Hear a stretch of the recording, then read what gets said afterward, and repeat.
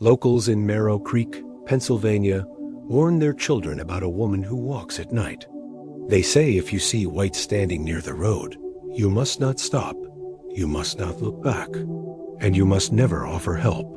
This story is told because Daniel Harper didn't listen. Daniel was 28, a rideshare driver saving money to leave town. He worked night shifts because the roads were empty and the tips were better. He had heard the legend. Of course, everyone had, but he treated it like background noise.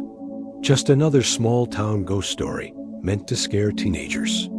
On October 14th, at 1:42 a.m., Daniel turned onto Old Quarry Road, and that's when he saw her. She stood on the shoulder of the road, motionless. A woman in a long white dress, bare feet, long dark hair, head lowered, face hidden.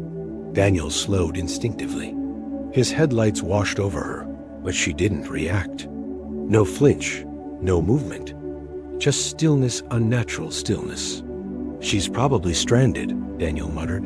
His phone signal was dead. No houses nearby. The road cut through trees and fog, the kind that swallowed sound. Against his better judgment, Daniel pulled over and cracked the window. "Miss, are you okay?" The woman lifted her head. Her face was pale, almost translucent. Her eyes looked hollow, as if something behind them had gone out long ago. "I can't find my way home," she said softly. Her voice didn't echo. It didn't tremble. It sounded distant.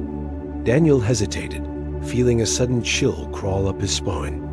But guilt won. It always does. "Get in," he said. "I'll drive you." She opened the passenger door. The moment she sat down, the inside of the car went cold. Daniel's breath fogged. The radio cut to static. The dashboard clock reset to 12 o'clock. He noticed something else. The seatbelt lay unused. As Daniel drove, the woman stared straight ahead. She didn't blink. She didn't move. The fog outside thickened, swallowing the road signs. Daniel tried to make conversation. "What's your name?" She paused too long. "People used to call me Evelyn," she replied. Daniel swallowed. "Used to?" She turned slowly to look at him. "They still do," she said. After they stopped screaming, the car stalled. The engine died without warning. The headlights flickered and shut off completely. Darkness pressed against the windows. Daniel tried the ignition. Nothing. He reached for his phone. No signal, no battery. Dead.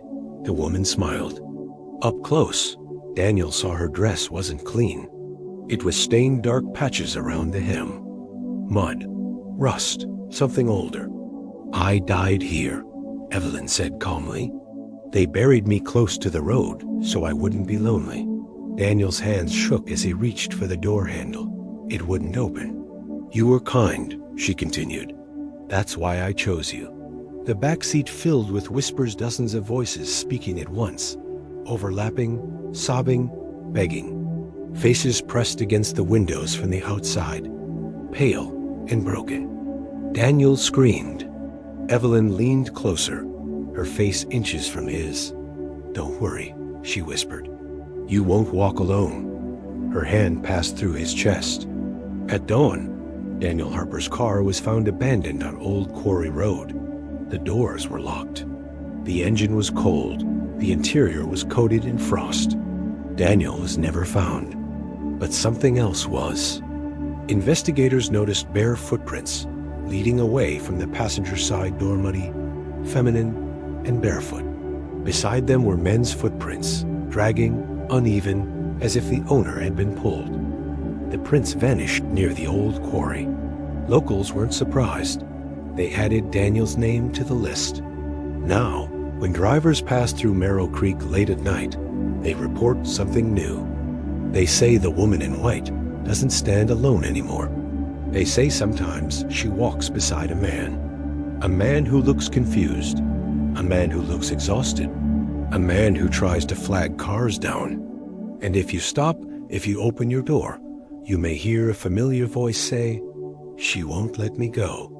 That's why locals don't stop anymore. They keep their windows up. They don't make eye contact.